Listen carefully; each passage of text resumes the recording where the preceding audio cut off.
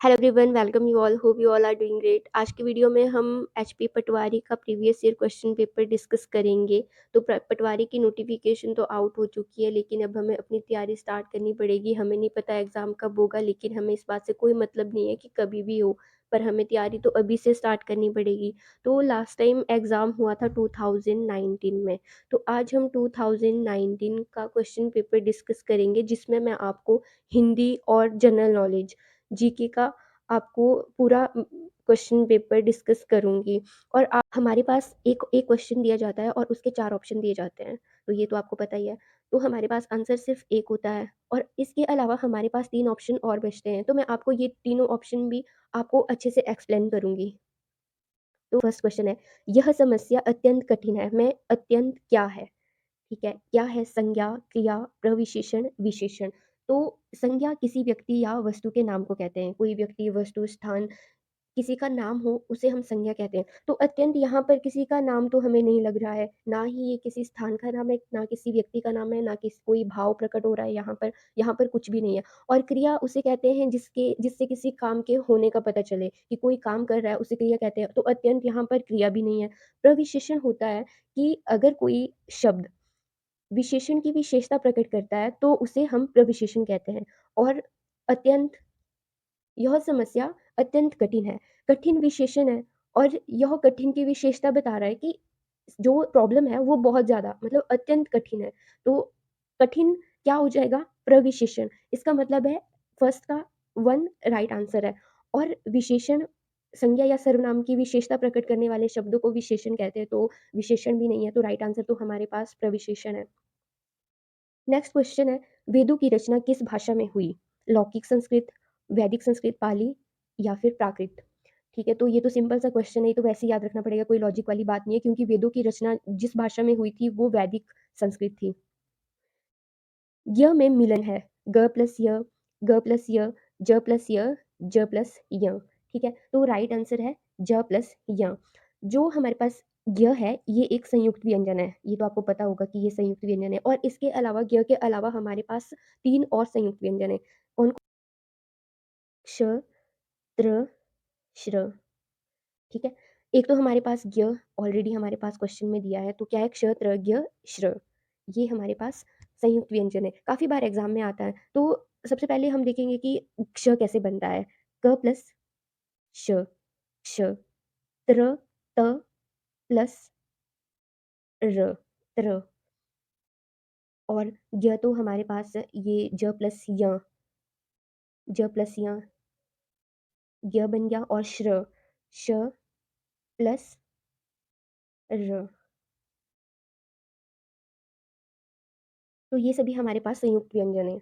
Next question है हमारे पास, विश्व हिंदी दिवस कब मनाया जाता है? 10 फरवरी, 10 मार्च, 10 जून, 10 जनवरी।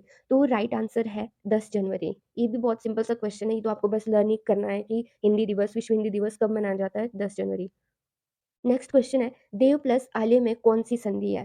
तो देव प्लस आर्य में हमारे पास दीर्घ संधि है। क्यों? क्योंकि संधि के अपने बहुत सारे रूल्स होते हैं। तो जैसे दीर्घ संधि है, उसका एक रूल है कि जब अ प्लस आ मिलता है, तो वो आ ही बनता है। तो यहाँ पर हमारे पास देव, व अ प्लस आ मिल रहा है। आगे क्या बनेगा? देवालय। तो इसमें देव प्लस आल्य, देवालय। तो इसमें कौन सी संधि है? दीर्घ संधि। राइट आंसर है हमारे पास दीर्घ संधि। आधा तितर आधा बटेर होना का अर्थ होगा उचित सामंजस्य का अभाव होना, छोटा बड़ा होना, बेमेल तथा बेढंगा बेरंगा होना। तो आंसर हो जाएगा बेमेल तथा बेढंगा। नेक्स्ट है हमारे पास, महर्षि का संधि विच्छेद। महर्षि का संधि विच्छेद है। ये भी सिंपल सा ही है, इसमें आपको कुछ नहीं करना है। महा प्लस ऋषि, महा प्लस है, शुद्ध वाक्य है। यह असली गाय का दूध है, ये असली गाय का दूध है, यह गाय का असली दूध है, यह गाय के असली दूध है। ठीक है, तो राइट आंसर है यह गाय का असली दूध है। कलानिधि का पर्यायवाची है, कलानिधि का पर्यायवाची है हमारे पास राकेश। कलानिधि का मतलब होता है चंद्रमा, और चंद्रमा को ही राकेश कहते हैं। समुद्र की आग के लिए उपयुक्त शब्द है दावानल, जलागम, बड़वानल, भीषणाग्नि। तो राइट आंसर है बड़वानल।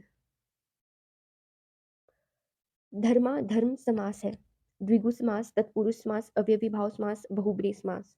तो द्विगु समास तो ये नहीं है, क्योंकि द्विगु समास वो होता है जिसमें स्टार्टिंग में कोई नंबर्स दिए रहते हैं।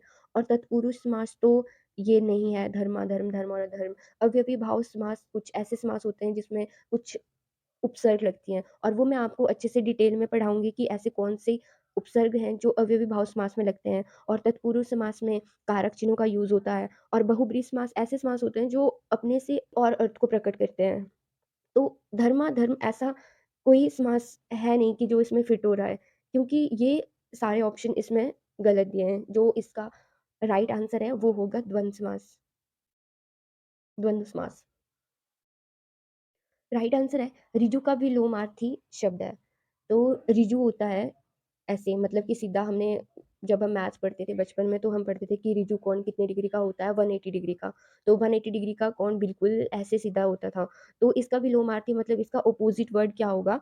तो अपोजिट वर्ड तो ऐसे ही होगा, घौच पौच, मतलब कि ऊपर नीचे, है ना? तो राइट आंसर हो जाएगा इसका वक्र।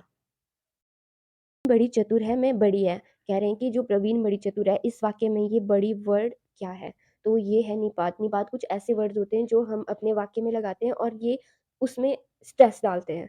उस वाक्य में स्ट्रेस डालते हैं। अगर हम ना भी निपात का यूज़ अगर हम नहीं भी करें, तो वाक्य में ज़्यादा कुछ बड़ी बात नहीं होती है, इसमें ज़्यादा परिवर्तन नहीं होता है।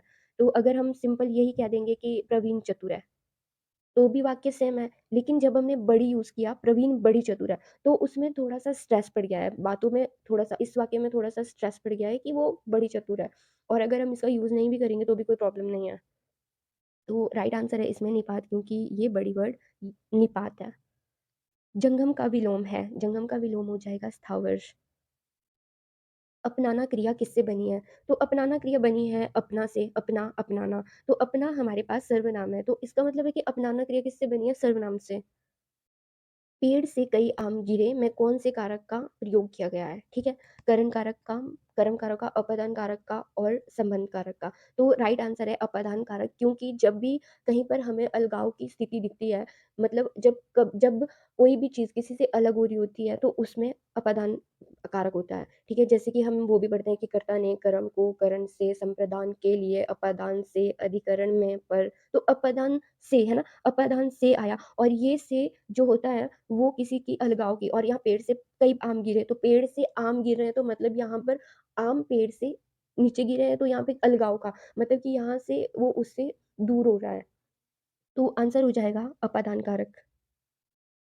और करण कारक भी यही सेम रहता है कि जब उसमें से आता है, लेकिन करण कारक का कर्ता ने कर्म को करण से, है ना? करण से, ठीक है? करण में भी से आता है, लेकिन जो करण वाला से होता है, ये कोई औज़ार मतलब टूल्स का यूज़ जब होता है, जैसे राम ने रावण को बाण से मारा।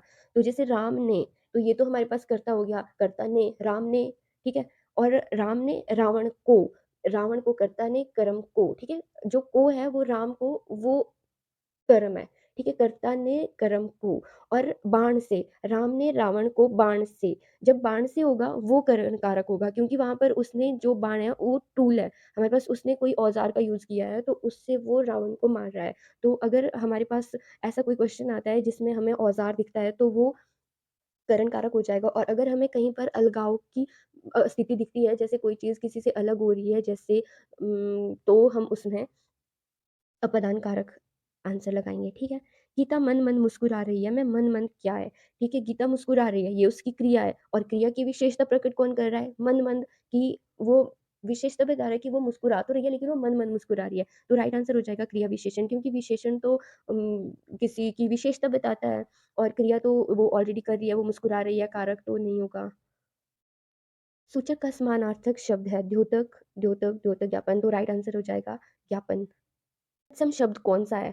तो तत्सम शब्द कौन से होते हैं? जो शब्द हमने संस्कृत से, जैसे संस्कृत में है वैसे ही हमने जो, मतलब संस्कृत के ऐसे शब्द जिनको हम ज्यों का त्यों यूज़ करते हैं, उसी को तत्सम शब्द कहते हैं। तो उज्ज्वल जो शब्द है संस्कृत में, ये है राइट आंसर, उज्ज्वल फर्स्ट ऑप्शन हो जाएगा। मंगल भवन अमंगल हारी, हरहु नाथ मम संकट भारी में छंद है। तो राइट आंसर है दोहा।